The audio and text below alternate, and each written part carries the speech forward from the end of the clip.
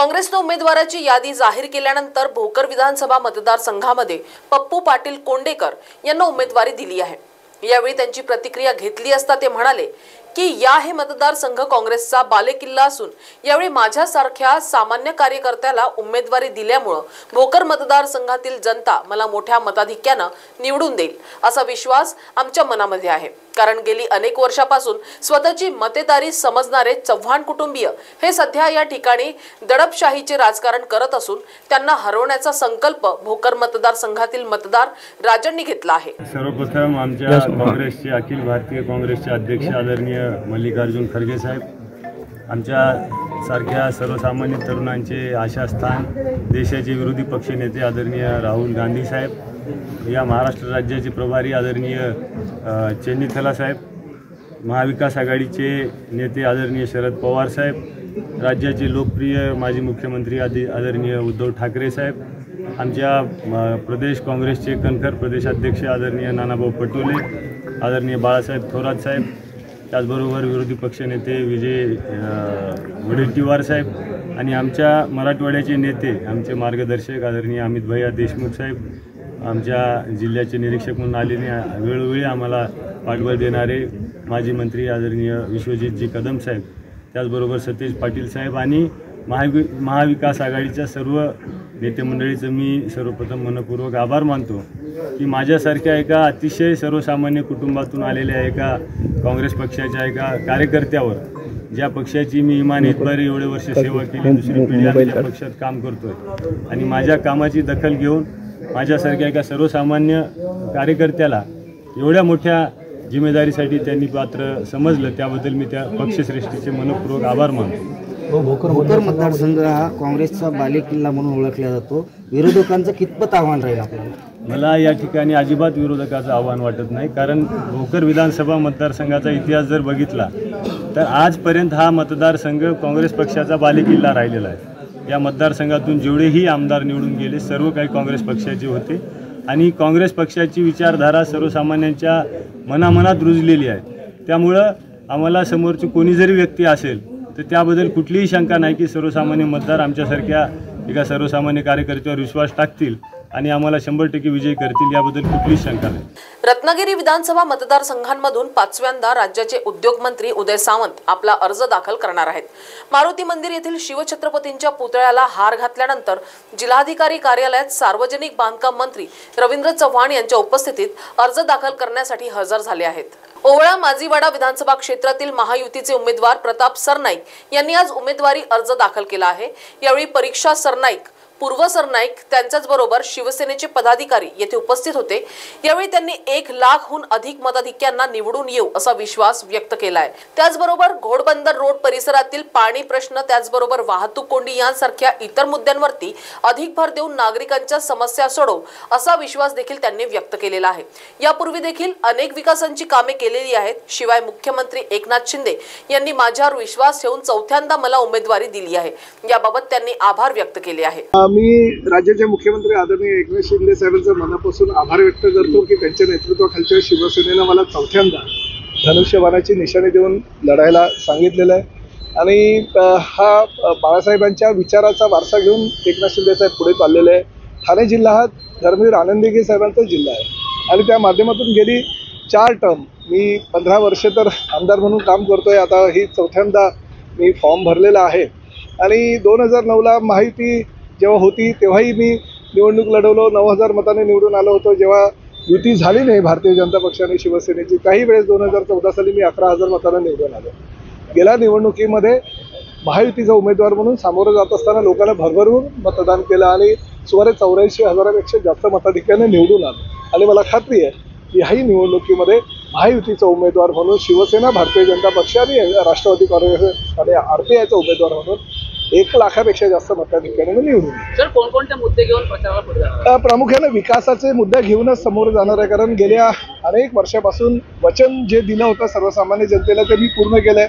जे स्वप्न पाहिलं होतं ते प्रत्यक्षात उतरवलं आहे आणि आता फक्त 2 प्रश्न माझ्याकडे आहे की पाणी प्रश्न हा फार ज्वलंत विषय आहे, कारण वाढतं नागरीकरण आहे आणि त्याच वाढत्या नागरीकरणामुळे ट्रॅफिकची समस्या उद्भवलेली आहे। ते ह्या दोन्ही समस्या लवकरात लवकर कशा सोडवता येईल आणि सर्वसामान्य जनतेला दिलासा कसा देता येईल यासाठी मी प्रयत्न करतो. मित्र विरोधक झालेले तुम्ही यावर कसं देणार? बघा, युद्ध हे युद्ध असतं, निवडणूक हे युद्ध असतं आणि युद्धामध्ये समोर कोण हे बघितलं जात नाही. त्यामुळे युद्धाला सामोरं जायची मी तयारी केलेली आहे. बघूया आता 20 तारखेला सर्वसामान्य जनतेच्या माध्यमातून विकासाच्या मुद्द्यावर निवडणूक लढवतोय. जनता कोणाला साथ देते हे ह्या निवडणुकीमध्ये आपल्याला कळेलच. इगतपुरी तालुक्यात 2 दिवसांपूर्वी इगतपुरी तालुक्यातील घोटी पोलीस स्टेशनच्या हद्दीत खेड परिसरात एका युवकाचा खून करण्यात आला होता. 48 तासांमध्ये घोटी पोलीस स्टेशन आणि नाशिक ग्रामीण गुन्हे शाखेच्या पथकानं 9 जणांना ताब्यात घेतलं आहे. शाळेतील किरकोळ वादाचा राग मनात ठेवून 2 ते 3 वर्षानंतर या 9 जणांच्या टोळक्यानं परदेशीवाडी येथील समाधान आगिवले या युवकाचा चाकूने वार करत खून केला. सीसीटीव्ही फुटेजच्या आधारे आणि गुप्त माहितीच्या आधारे पोलिसांनी केवळ 48 तासात इगतपुरी तालुक्यातील विविध गावातून 9 जणांना ताब्यात घेतलं आहे. या प्रकरणामध्ये आणखी आरोपी वाढण्याची शक्यता वर्तवण्यात आली आहे, अशी माहिती अपर पोलीस अधीक्षक आदित्य मिरखेलकर यांनी दिली आहे. अल्पवयीन आरोपी आतापर्यंत निष्पन्न झालेला नाहीये. आतापर्यंत जेवढे 9 आरोपी आहेत सर्व हे मेजर आहेत. गुन्ह्यामध्ये आतापर्यंत 9 लोकांचा सहभाग निष्पन्न झालेला आहे.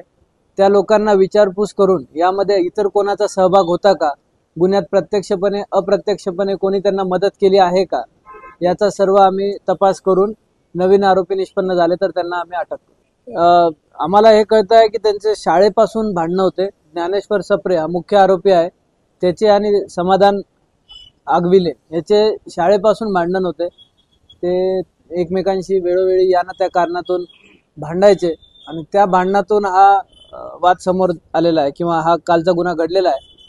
जर इंस्टाग्रामच्या काही धमक्या वगैरे असं तपासात समोर आलं असेल तर त्याचा आम्ही पुरावा म्हणून या गुन्ह्यात तपासात सहभाग करू. त्या ठिकाणी घटनेचे साक्षीदार नव्हते, पण सीसीटीव्ही कॅमेरा आणि गावात विचारपूस, गोपनीय बातमीदार या सगळ्यांची सांगड घालून जे कोणी गावात लोक होते त्यांना अतिशय वैज्ञानिकदृष्ट्या आणि व्यावहारिकदृष्ट्या विचारपूस केल्यानंतर त्यांनी आम्हाला चांगल्या लीड दिल्या आणि त्यामधून आम्ही एक एक गुन्ह्याची गुंता जो होता तो उलगडला. सीसीटीव्ही कॅमेरा, गोपनीय बातमीदार आणि जे गावातले लोक आणले त्यांना विचारपूस केल्यानंतर त्यांनी आम्हाला चांगले लीड दिले. शिवसेना नेते तथा विरोधी पक्षनेते अंबादास दानवे यांनी आज वैजापूर विधानसभा मतदारसंघातील जोडेगाव येथे शिवसेना उद्धव बाळासाहेब ठाकरे पक्षाचे अधिकृत उमेदवार दिनेश परदेशी यांच्या प्रचारार्थ 2 व्हीलर रॅली काढली. दानवे यांनी स्वतः 2 व्हीलर चालवत परदेशी यांचा प्रचार केला आहे. शहादा तळोदा विधानसभा मतदारसंघातील काँग्रेसची उमेदवारी ही भाजपातून नुकत्याच काँग्रेसमध्ये प्रवेश केलेल्या राजेंद्र गावित यांना मिळाल्यानं तेथील महाआघाडीच्या नेत्यांनी बंड केला असून काँग्रेसच्या विरोधात रणसिंग फुकले आहेत. काँग्रेसचे ज्येष्ठ नेते माजी मंत्री आमदार केसी पाडवी यांनी 5 कोटी रुपये घेऊन राजेंद्र गावित यांना उमेदवारी देण्याचे वरिष्ठांना सांगितल्याचा खणखणीत आरोप माजी आमदार उदयसिंग पाडवी यांनी केसी पाडवीवर लागवला आहे. या आरोपामुळे नंदुरबार जिल्ह्यातील राजकारणाला मोठीच कलाटणी मिळाली आहे. राजेंद्र गावित हे निवडणुकीआधीच भाजपाचे प्रदेश उपाध्यक्ष पदावर होते. निवडणुकीच्या तोंडावर त्यांनी काँग्रेसमध्ये प्रवेश केला आणि त्यांना उमेदवारी मिळाली. राजेंद्र गावित यांना उमेदवारी मिळाल्यानं शहादा तळोदा मतदारसंघातील काँग्रेसतर्फे इच्छुक उमेदवारांनी आज पत्रकार परिषद घेऊन गजेंद्र गावित यांची उमेदवारी रद्द करून काँग्रेस पक्षाची एकनिष्ठ असणाऱ्या कार्यकर्त्याला उमेदवारी द्यावी असे सांगितले. अन्यथा नंदुरबार जिल्ह्यातील सर्व विधानसभावर याचा परिणाम होऊन महायुतीचे उमेदवार जिल्ह्यात निवडून येतील असे भाकीत त्यांनी केले. माजी आमदार उदयसिंग पाडवी यांनी आमदार केसी पाडवी यांच्यावर आरोप लावत सांगितले की लोकसभेमध्ये महाआघाडीच्या घटक पक्षांनी खासदार गोवाला पाडवी यांनी निवडण्यासाठी अहोरात्र प्रयत्न केले. त्यावेळेस मला उमेदवारी दिली जाईल असे त्यांनी स्वतः वरिष्ठांसमोर सांगितले. आता देखील गेल्या 20 दिवसांपासून मला अंधारात ठेवत उमेदवारी दिली जाईल असे सांगत असतानाच नुकताच भाजपाकडून आयात झालेला राजेंद्र गावित यांना काँग्रेसकडून उमेदवारी दिल्यानं एकनिष्ठ कार्यकर्त्याबरोबर हा धोका आहे. केसी पाडवी त्यांनी 5 करोड रुपये घेऊन राजेंद्र गावित यांना उमेदवारी दिल्याचे सांगितले आहे. आता 3 करोड रुपये दिले असून एबी फॉर्म मिळाल्यानंतर 2 करोड देण्याचे त्यांचे ठरले आहे असा आरोप देखील माजी आमदार उदयसिंग पाडवींनी माजी मंत्री व आमदार केसी पाडवी यांच्यावर लगावला आहे. नंदुरबारला विजयकुमार गावित, शहादामध्ये राजेंद्र कुमार गावित आणि अकराडीमध्ये हिनाताई हा जिल्हा का त्यांना गहाण टाकलेला आहे का कब्जेदार सदरा खाली आहे का यांच्यावरच पाणी पडलं आणि आम्ही सगळे बिगर पाण्याचे आहे का? केसी दादा म्हणतो तुझ्याकडे पैसे आहे का? म्हटलं 4 गाड्या माझ्याकडे VIP पडलेल्या आहे घरी आणि आतापर्यंत मी 8 इलेक्शन लढलो आहे तरी अजून मला भीक मागायची पारी आलेली नाही. धडगावमध्ये त्याच्यासाठी पर्याय उभा आहे आणि काँग्रेसचे कुठलेही कार्यकर्ते जर इथे उमेदवार बदलून दिला नाही तर त्यांना तिथे सुद्धा मतदान करणार नाही. त्यावेळी 2चा होतं 2चा तिकडे चालली आहे. वो बोले मेरे को खासदारी का वचका लेने का है वचपा. ते सगळे लोक तिकडे चालले. तर ह्याचा विचार सुद्धा केसीदादाने केला पाहिजे होतं की आम्ही सगळे जर लोक फुटले तर तुझ्याकडे राहतं कोणतं सैन्य राहतं सांगा ना. तर त्याचे काँग्रेस जर तुम्हाला वाचवायची असेल तर तुम्ही काँग्रेस प्रणित उमेदवाराला तिकीट द्या. मग सुहास दादाला द्या, ताईला द्या, यांना द्या, मोहन दादाला द्या, कोणालाही द्या पण काँग्रेसच्या माणसाला द्या. इथे तर काय झालं लग्न स्वस्त होऊन इधर आ जाओ शादी कर लो तिकीट लो. माजी आमदार व भाजपचे वैभव पिचड यांचा कार्यकर्त्यांकडून अकोले विधानसभा मतदारसंघातून अपक्ष उमेदवारी अर्ज दाखल करण्यात आला आहे. हजारो कार्यकर्त्यांनी यावेळी अकोले तहसील परिसरात जमले होते. वैभव पिचड हे आपल्या वडिलांसोबत दवाखान्यात असून त्यांच्या कार्यकर्त्यांनी त्यांचा अर्ज भरलेला आहे. महाराष्ट्र राज्य विधानसभा निवडणूक 2024 216 अकोला विधानसभा मतदारसंघातनं आज अकोले तालुक्यातील जनतेच्या वतीनं माननीय वैभवराव मधुकरराव पिचड यांचा उमेदवारी अर्ज दाखल केलेला आहे. खरं तर आई आणि वडील दोघेही बेडवर असताना कुठलीही मानसिकता निवडणूक लढवायची वैभवरावांची नाही. पण हजारो कार्यकर्ते या तालुक्यातले त्यांच्यावर प्रेम करणारे आणि 40-45 वर्ष साहेबांना त्यांना राजकारणात घडवलं, मोठं केलं, पदं दिली, अशा सगळ्या कार्यकर्त्यांचा आग्रह आणि त्या आग्रहाच्या अनुसार आज आम्ही वैभव भाऊच्या गैरहजेरीमध्ये सर्व कार्यकर्त्यांनी इथे येऊन आज उमेदवारी अर्ज दाखल केलेला आहे. आणि अगस्त्य महाराजांच्या चरणी आम्ही प्रार्थना करतो की यामध्ये वैभव भाऊंना यश हो आणि 2024चे आमदार वैभव भाऊच हो. जनतेचा रेटा सगळेच पक्ष आमच्याबरोबर राहावेत म्हणून आम्ही अपक्ष अर्ज भरलेला आहे. आजपर्यंत साहेबांनी ज्यांना ज्यांना प्रेम दिलं ते सगळे वेगवेगळ्या पक्षात आहेत आणि म्हणून कुठल्याही पक्षात न राहता साहेब आणि वैभव हाच पक्ष आणि म्हणून इतर पक्षातल्या सगळ्याच कार्यकर्त्यांनी आजपर्यंत साहेबांनी ज्यांना प्रेम दिलेले आहेत त्यांनी सगळ्यांनी आम्हाला विनंती केली की तुम्ही अपक्ष अर्ज भरा म्हणजे आम्हाला कुठल्याही पक्षाची अडचण राहणार नाही. म्हणून जनतेच्या भावना लक्षात घेऊन आम्ही हा अर्ज अपक्ष भरलेला आहे. जनता हाच आमचा पक्ष, आता कुठलाही पक्ष आम्हाला नाही. काल काँग्रेसच्या 48 उमेदवारांची यादी घोषित करण्यात आली. त्यामध्ये परभणीच्या पाथरी विधानसभा मतदारसंघातून विद्यमान आमदार सुरेश वरपुडकर यांना दुसऱ्यांदा उमेदवारी देण्यात आली आहे. महाविकास आघाडीमध्ये पाथरी विधानसभेची जागा ही काँग्रेसकडे आहे. दुसऱ्यांदा उमेदवारी दिल्याबद्दल सुरेश वरपुडकर यांनी काँग्रेसच्या पक्षश्रेष्ठींचा आभार मानला आहे. मागील 2 वर्षात राज्यांमध्ये आरक्षणाचा प्रश्न मोठ्या प्रमाणावर गाजत आहे. मराठा, धनगर आणि मुस्लिम समाजाचे आरक्षण राज्य सरकार देऊ शकले नाही, तसेच सकारात्मक तोडगा देखील काढू शकले नाही. त्याचबरोबर शेतकऱ्यांच्या शेतीमालाला भाव देखील नाही. समाजामध्ये प्रचंड आक्रोश आहे. यंदा सत्ता परिवर्तन अटळ असल्याचे आमदार सुरेश वरपुडकर हे म्हणाले. उमेदवारी मला काँग्रेस पक्षाने दिली, माझ्यावर विश्वास ठेवून दिलेली आहे आणि विश्वासात पात्र राहील. आणि काँग्रेस पक्षाची जी सोनिया गांधीजी, राहुल गांधीजी, खरगे साहेब, बाळासाहेबजी थोरात आणि नाना पटोले साहेब यांच्या माझ्यावर विश्वास ठेवला त्याबद्दल त्यांचे आभार. मागच्या 5 वर्षामध्ये जे 2.5 वर्षा काळामध्ये फार मोठ्या प्रमाणात रस्ते झालेले. जे रस्ते आमच्याकडे ग्रामीण विकासाचे संदर्भात होतले, VR होतले, त्यांना पुन्हा MDR करून त्याच्यावर बजेट घालून मोठ्या प्रमाणामध्ये आम्ही 82च्या माध्यमातून रस्ते केलेले आहेत. नाबार्डमधून मोठ्या प्रमाणात 50 कोटीचे जवळपास फुलं त्या काळामध्ये झालेले आहेत. मोठ्या प्रमाणामध्ये सभागृहाचे काम झाले आहेत. स्वतःच्या निधीतून खर्चातून रस्त्याचे शेतरस्त्याचे खूप मोठ्या प्रमाणामध्ये काम त्या मतदारसंघामध्ये झालेले. त्यामुळं मतदारसंघाचा विश्वास आहे. या निवडणुकीत शेतकऱ्याचा एक महत्त्वाचा प्रश्न आहे की शेतमालाला भाव नाही, महागाईचा प्रश्न आहे, आघाडीच्या संदर्भातला विश्वास आहे, सर्वसामान्य महायुतीवर फार मोठ्या प्रमाणात नाराजी आहे, रिझर्वेशनचा प्रश्न आहे, आरक्षणाचा प्रश्न आहे. महागाईचा प्रश्न आहे, बरेच प्रश्न असे आहेत की जे प्रश्न सातत्यानं लोकांना भेडसावत असतात. काल महाविकास आघाडीकडून काँग्रेस पक्षानं आपली उमेदवाराची पहिली यादी जाहीर केली आहे. त्यामध्ये नायगाव उमरी धर्माबाद विधानसभा मतदारसंघातून डॉक्टर बिनल खदगावकर यांना उमेदवारी झाल्यानंतर त्यांनी आज पहिली प्रतिक्रिया दिली आहे. त्या माध्यमांशी बोलताना म्हणाल्या की प्रदेशाध्यक्ष नाना पटोले, गटनेते बाळासाहेब थोरात यांच्यासह महाविकास आघाडीच्या सर्व नेत्यांचे त्यांनी आभार मानले व नायगाव मतदारसंघांमधून निश्चितच महाविकास आघाडीचा उमेदवार हा मोठ्या मताधिक्यानं निवडून येईल असा विश्वास बिनल खदगावकर यांनी पत्रकारांशी संवाद साधताना व्यक्त केलाय. महाविकास आघाडीने मला नायगाव विधानसभेतून उमेदवारी देऊन माझ्यावर मोठा विश्वास दाखवलेला आहे. आम्ही सर्व तयारीनिशी ही निवडणूक लढू आणि जिंकू असा आत्मविश्वास आम्हाला आहे.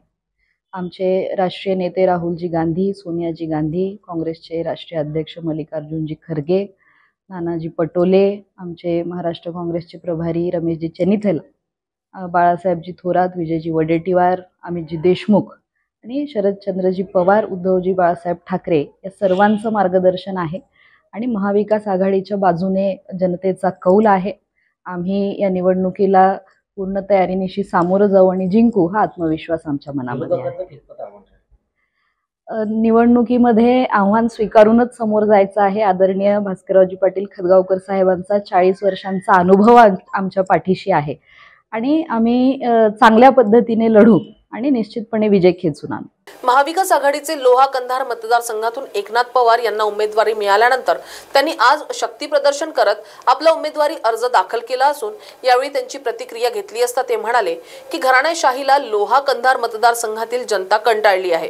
त्यामुळे यावेळेस मला मशाल या चिन्हावरती लोहा कंधार मतदारसंघातील जनता मला निवडून आणेल असा विश्वास माझ्या मनामध्ये आहे व येणाऱ्या 23 तारखेला मशाल या चिन्हाचा उमेदवार म्हणून मी निवडून येईल आणि मी एका विकासाचे विजन डोळ्यासमोर ठेवून लोकांसमोर मतदान मागण्यासाठी जाणार आहे असे ते यावेळी म्हणाले. खरं तर मला पक्ष नेतृत्वानं आदरणीय पक्षप्रमुखांनी माझ्यावर जो विश्वास टाकला की लोहा कंधारचं सीट निवडून आणायचंय, मी तुम्हाला आज सांगतो म्हणजे इथल्या सामान्य माणसामध्ये ज्या पद्धतीने विश्वास आहे, उत्साह आहे, या मतदारसंघामध्ये बदल करण्यासाठी ती माणसं येणाऱ्या 20 तारखेची वाट बघतायत. तुम्हाला मी अभिमानानं सांगेल की येणाऱ्या पुढच्या 20 तारखेला 23 तारखेला खऱ्या अर्थानं या ठिकाणी विजयाची मशाली पेटणार आहे आणि महाविकास आघाडीच्या माध्यमातून लोहा कंधारमध्ये परिवर्तन होणार आहे. मशालीच्या माध्यमातून इथला 100% आमदार निवडणं याची मला खात्री आहे. लक्षात ठेवा. लोहा कंधार मतदारसंघासाठी अनेकांनी दावेदारी केली होती, चुरस निर्माण झालेली होती. कशा पद्धतीने? खरं तर ती चुरस निर्माण झाली असं मी म्हणता येत नाही की माझा वाढदिवस आज आहे. मागच्या वाढदिवसाच्या दिवशीच आदरणीय पक्षप्रमुखांनी मला शब्द दिला होता की तुम्ही लोहा कंधारची पुढची विधानसभा जिंकायची आहे. लक्षात ठेवा. आणि चुरस ही इथल्या काही मंडळीकडे होती. म्हणजे त्यांना असं वाटत होते की आपल्या स्वतःच्या पक्षाकडून मी निवडून येणार नाही म्हणून सगळी प्रस्थापित नेंदे मंडळी मातुश्रीच्या पायरीवर जाऊन तिकिटासाठी लाळ झोटत होती. हे दुर्दैव आहे. लक्षात ठेवा. आणि मला अभिमानानं सांगेल की ज्या उद्धव साहेबांनी माझ्यासारख्या सर्वसामान्य कार्यकर्त्यावर विश्वास टाकला आणि त्यांनी सांगितलं की तुम्ही मतदारसंघामध्ये जाऊन मतदारसंघाचा आमदार शिवसेनेचा महाविकास आघाडीचा निवडून आणण्यासाठी काम करावं, आदरणीय पक्षप्रमुखाच्या विश्वासाला कधीच मी तडा न जाऊ देता मी 100% दाब्यानिशी सांगतो की 40,000पेक्षा एकही मतानं कमी या ठिकाणची सीट ही 100% 40,000च्या पुढे निवडून येण्याची मला खात्री आहे. काही लोक आहेत दावा करतात, विजयाचा दावा करतात. पारंपरिक मतदारसंघ खरं तर पारंपरिक लोकांनी पारंपरिक पक्ष त्यांनी लाथाडलेला आहे. लक्षात ठेवा. म्हणजे ज्या पद्धतीनं ते पक्ष माझ्या खिशामध्ये सगळ्या पक्षाची तिकीटं अशा पद्धतीच्या आविर्भावात मंडळी होती त्यांना भारतीय जनता पार्टीनं टाकून दिलेलं आहे. भारतीय जनता पार्टीला मतदारसंघसुद्धा सोडून घेता नाही आलं. हे भारतीय जनता पार्टीचं खरं तर हे दुर्भाग्य आहे. लक्षात ठेवा. त्यामुळं आज त्यांना स्वतःचा पक्ष सोडून देऊन दुसऱ्या पक्षामध्ये जावं लागतं. याचा अर्थच असा आहे की तिथूनही लाथाडले आणि या पुढच्या काळामध्ये मतदारसंघातील जनता युतीचा 100% लाथाडणार. शेवटचा प्रश्न, लोकांनी काय म्हणून निवडून द्यावं, कुठले मुद्दे असणार आहेत? खरं तर घराणेशाहीच्या विरोधामध्ये घराणेशाहीला इथली सगळी माणसं कंटाळलेली आहेत. इथल्या सगळ्या दादागिरीला, दहशतवादाला ही सगळी मंडळी कंटाळलेली आहेत. वाड्या वस्त्यावर तांड्यावर आजही साधे रस्ते नाहीत, पाणी नाही, लाईटची समस्या आहेत.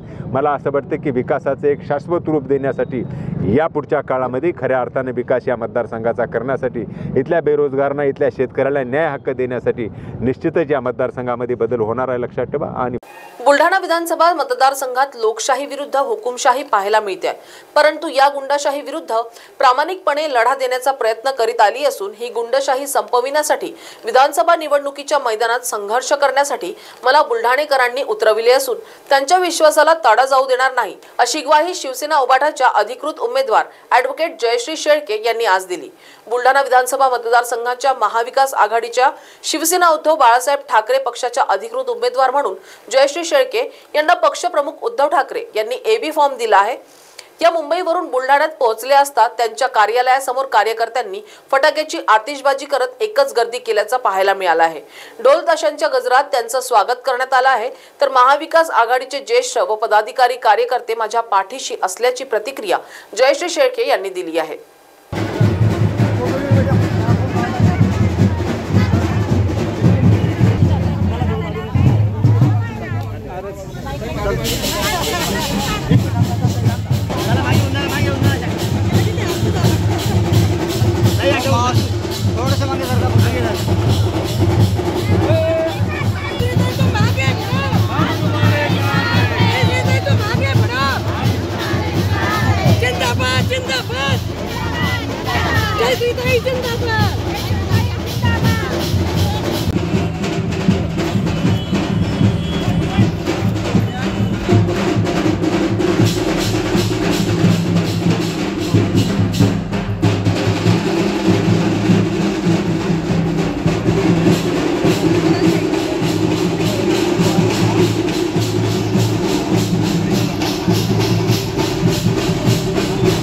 नाही, मला असं वाटतं की महाराष्ट्रामध्ये सगळीकडे जी काही विधानसभेची निवडणुकीला आपण सामोरं जातोय त्या निवडणुकीमध्ये शिवसेना विरुद्ध शिवसेना किंवा निष्ठावान विरुद्ध निष्ठावान असं बुलढाणा विधानसभा मतदारसंघामध्ये तरी नाहीये।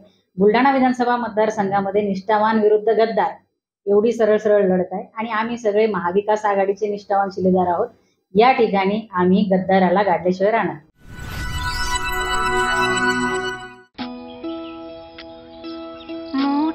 संसाराची तू अन्नपूर्णेची सावली,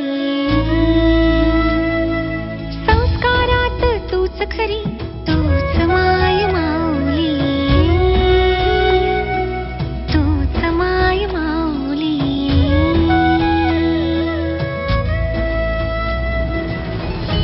राज्यातील भगिनींच्या सन्मानार्थ महाराष्ट्र शासनाची मुख्यमंत्री माझी लाडकी बहीण योजना महाराष्ट्रातील प्रत्येक पात्र महिलेच्या बँक खात्यात दर महिना 1500 रुपये जमा होणार। सन्मान बहिणींचा, सन्मान महाराष्ट्राचा।